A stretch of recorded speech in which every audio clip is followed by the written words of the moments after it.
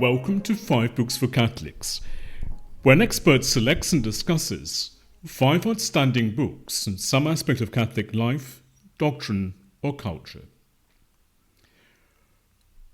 Not only does ancient Greek philosophy single out prudence as one of 4 fundamental virtues, so do sacred scripture in Wisdom 8, verse 7, and the Church Fathers. Forming and practicing prudence is central to Christian moral life. However, understanding how to do so may have become difficult. The classical conception of prudence has been supplanted by a very different view of what it is. Here are 5 books that are helpful for retrieving the Christian view of prudence. First, The Tree of Life, an exploration of biblical wisdom literature by Father Roland E. Murphy from the Order of Carmelites. Second, De Officiis, on the duties of the clergy by St. Ambrose. Third, the Nicomachean Ethics by Aristotle. Fourth, Summa Theologiae, second part of the second part, questions 47 to 57 by St. Thomas Aquinas. And fifth, The Virtues by Peter Geach.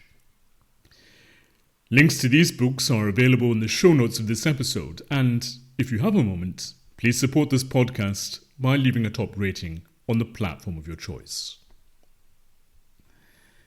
The prudent man does good to himself.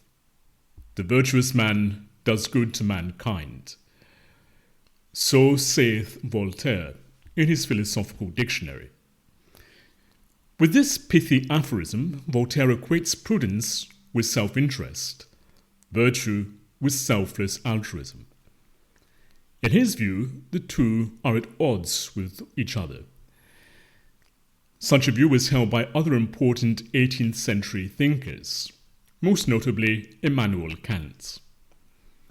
Even the more Christian-minded Samuel Johnson viewed prudence as an obstacle to virtue because it produces vigilance rather than elevation, rather prevents loss than procures advantage, and often escapes miscarriages, but seldom reaches either power or honour. It quenches that ardour of enterprise by which everything is done that can claim praise or admiration, and represses that generous temerity which often fails and often succeeds. Prudence keeps life safe, but does not often make it happy. That was Samuel Johnson in Idler number 57. We might even talk of prudence in the same way. We might deem prudent the person who cautiously calculates every risk and never takes any. We might associate prudence not with the principled application of moral standards to the appropriate circumstances, but with the tendency to seize the slightest pretext for not applying them. If so, our understanding of prudence has been shaped largely by the moralists of the Enlightenment. The classical conception of prudence is very different. Voltaire, Johnson, and Kant contrast the prudent person to the virtuous one. Plato, Aristotle, and the Stoics equate the prudent person, phronimos, with the morally virtuous one, the one who is unfailingly courageous, self-controlled, generous, and just. So does the Christian tradition. Take the Catechism's number on prudence, which explicitly rejects the Enlightenment conception. Catechism of the Catholic Church, number 1806, says, "Prudence is the virtue that disposes practical reason to discern our true good in every circumstance, and to choose the right means of achieving it. The prudent man looks where he is going." Proverbs chapter 14, verse 15. "Keep sane and sober for your prayers." 1 Peter chapter 4, verse 7. Prudence is right reason in action, writes St. Thomas Aquinas, following Aristotle. It is not to be confused with timidity or fear, nor with duplicity or dissimulation. It is called auriga virtutum, the charioteer of the virtues. It guides the other virtues by setting rule and measure. It is prudence that immediately guides the judgment of conscience. The prudent man determines and directs his conduct in accordance with his judgment. With the help of this virtue, we apply moral principles to particular cases without error and overcome doubts about the good to achieve and the evil to avoid. End of the quotation. This number appears in the section of the Catechism on the human virtues, and prior to that on the theological virtues. By human virtues, the Catechism is referring to the moral virtues. It thereby construes the human virtues more narrowly than has traditionally been the case. For example, under the rubric of human virtues, St. Thomas Aquinas considers all the various virtues that we humans can and ought to possess: intellectual, moral, and theological virtues. Those we can acquire through our own exertions, and those which are God's gift alone. To provide a better overview of the moral virtues, the Catechism recurs to the classical framework of the four cardinal virtues. In reducing the moral virtues to the four cardinal virtues of prudence, temperance, fortitude, and justice, the Catechism is following a theological tradition that goes back to the Church Fathers and even Scripture itself, namely Wisdom chapter 8, verse 7. Patristic too is the name for the tetrad. It was St. Ambrose who first called the set the cardinal, that is, the linchpin virtues. Nevertheless, in proposing these four moral virtues as the fundamental ones, the inspired author of Wisdom and the Church Fathers were drawing consciously on Hellenistic ethics. Plato treated them as such in the Republic. So did the Stoics. Indeed, the Stoic school was the strand of Hellenistic ethics upon which the sacred authors and the Church Fathers drew primarily. They drew out the valid insights from these philosophers and enshrined them within tradition. The Catechism alludes in passing to how the doctors of the Church have incorporated valid insights about the virtues from Greek philosophers. It cites the case of St. Thomas Aquinas, who draws on Aristotle when discussing prudence in the Summa Theologiae. This is significant for a couple of reasons. First, without ever saying so, the Catechism's number on prudence simply summarizes some aspect of St. Thomas Aquinas' classical analysis of the virtue. It is to him that we need to turn for a fuller exposition on prudence. Second, there is the Catechism's mention of Aristotle. It singles him out among the ancient philosophers, but probably because of his influence in St. Thomas's canonical account of the virtue. Nevertheless, it thereby alludes to how some books of the Bible and later the doctors of the Church have drawn in ancient Greek ethics to articulate what God has taught us about our moral life. Maybe it is also suggesting that knowing these philosophical sources is useful for understanding this aspect of Scripture and tradition. Some may feel that so far, too much emphasis has been put on philosophers, church fathers, doctors, and not enough on the Bible. Surely it is to Scripture that we should turn primarily to learn about any virtue and how to practice it. Quite true. However, we also need a framework for systematizing Scripture's scattered moral teachings. The Bible is a collection of books by different divinely inspired human authors, living in distinct periods, addressing particular groups and problems, writing amid disparate cultural and intellectual backgrounds. There are various reasons for adopting and adapting ancient virtue theory to organize these moral teachings of Scripture systematically. First, some of the later books of the Bible draw on Hellenistic virtue theory. Second, the Church Fathers and St. Thomas use it to articulate comprehensively the moral teaching of Scripture, insofar as Hellenistic virtue theory articulates accurately certain characteristics of a perfect human being and the development of those characteristics. Third, even alternative biblical frameworks, such as the Ten Commandments, refer back to the virtues.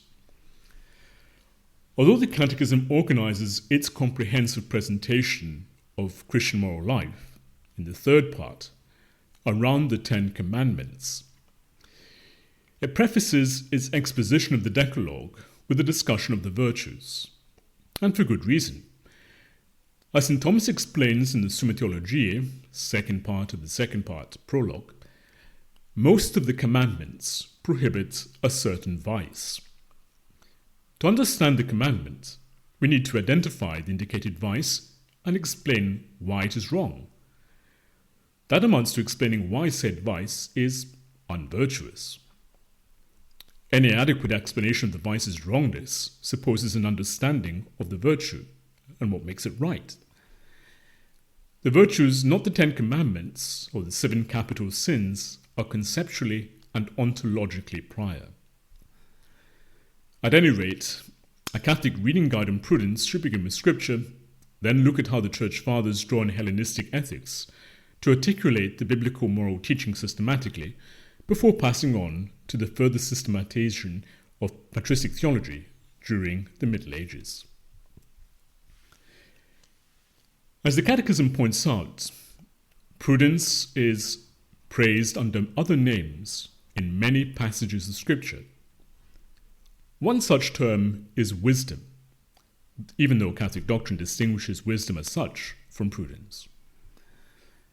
The acquisition of wisdom is the overarching theme of a group of Old Testament books: Job, Proverbs, Ecclesiastes, Wisdom, Sirach. These books are full of divinely inspired practical advice on how to form prudence and the other virtues in our everyday life. However, they are not always an easy read. Some section of Proverbs, Ecclesiastes, Wisdom, and Sirach are collections of disparate sayings. They bombard us with too much to digest in any one sitting, or may simply bore us. For this reading, it's worth having a guide on how to read these books and get the most out of them. An acclaimed and very accessible introduction to the wisdom literature is Father Roland E. Murphy's The Tree of Life, an exploration of biblical wisdom literature. Though scholarly, the book wisely leaves the more technical consideration to the endnotes, appendices, and supplements that make up the latter half. The first half offers an introduction to the wisdom literature and chapter-long surveys of Proverbs, Job, Ecclesiastes, Sirach, and Wisdom. In the process, Murphy offers both practical advice and helpful interpretive keys for reading these books.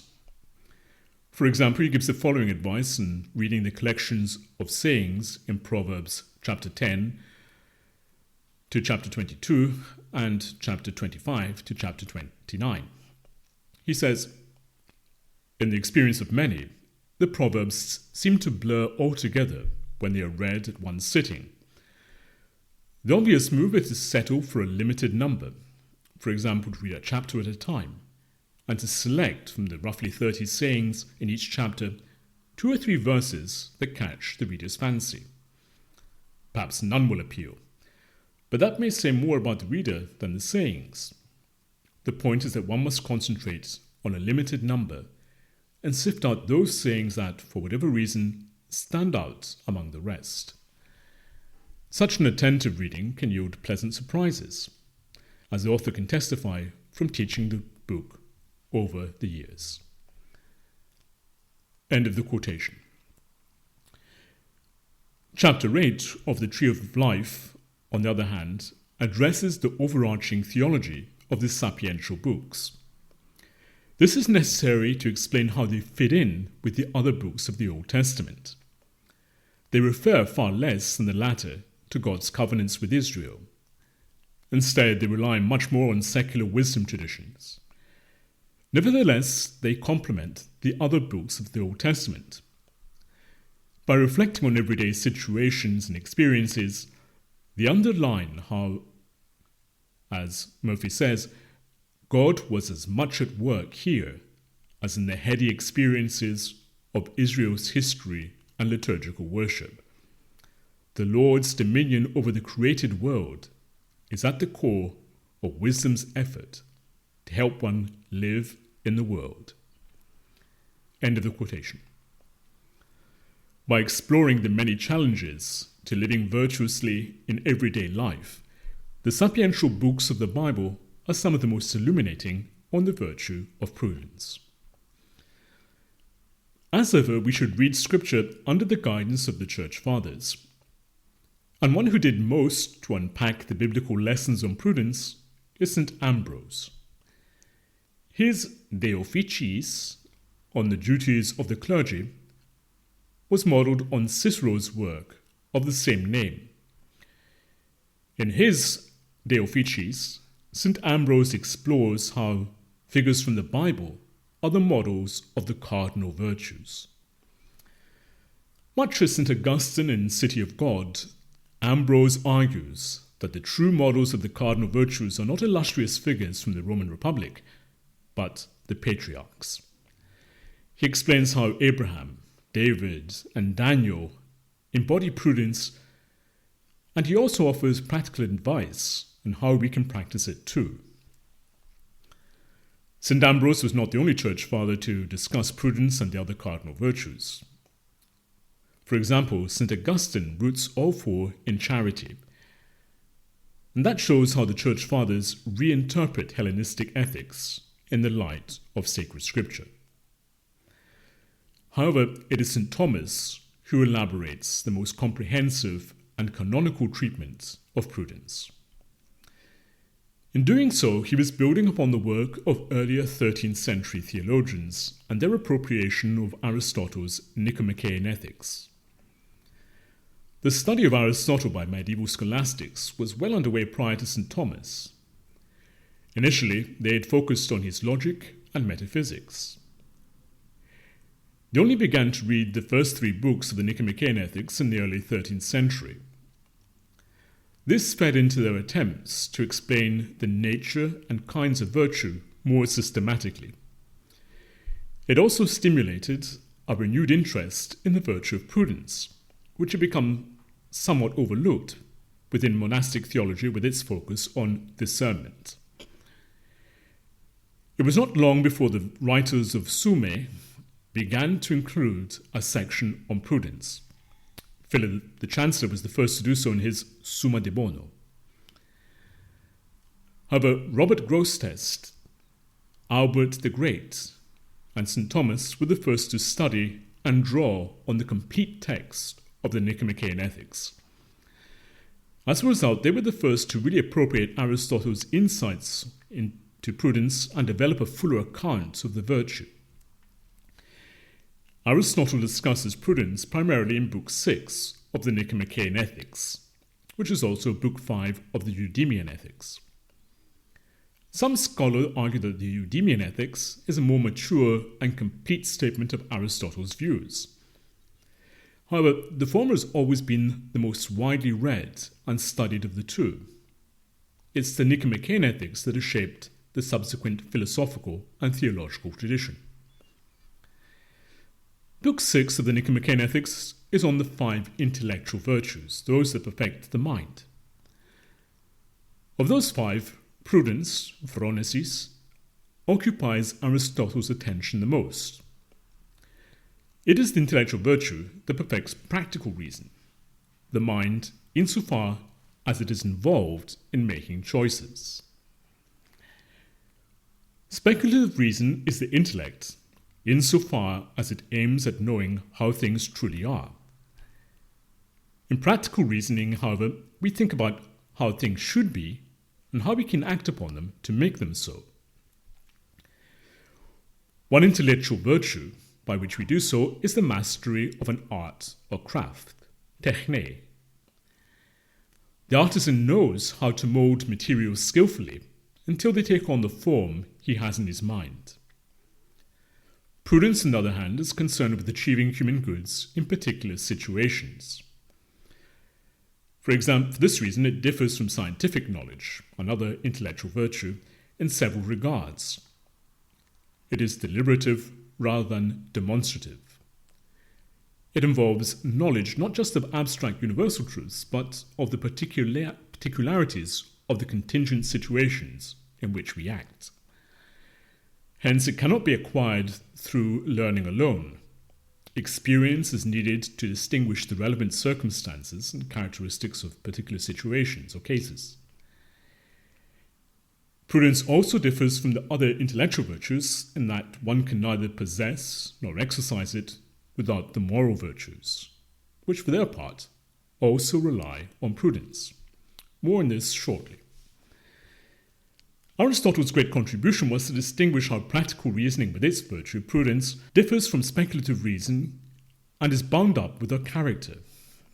By failing to attend to these differences, earlier thinkers had believed that philosophers, with their unrivaled theoretical sophistication, would make the best statement. The best Athenian statesman, Aristotle pointed out, was Pericles, who was no philosopher. He had the hands-on know-how and skill that philosophers without any actual political experience lack, and which cannot be gained by mere study. Moreover, by failing to notice the important differences between practical and speculative reasoning, earlier philosophers such as Socrates had committed another error. As Aristotle explains in Nicomachean Ethics, Book 7, they had acquainted virtue with knowledge and vice with ignorance. They overlooked the way in which character, or lack thereof, shapes our decisions and way of seeing things. There are also some problems which Aristotle does not fully clarify, at least not explicitly.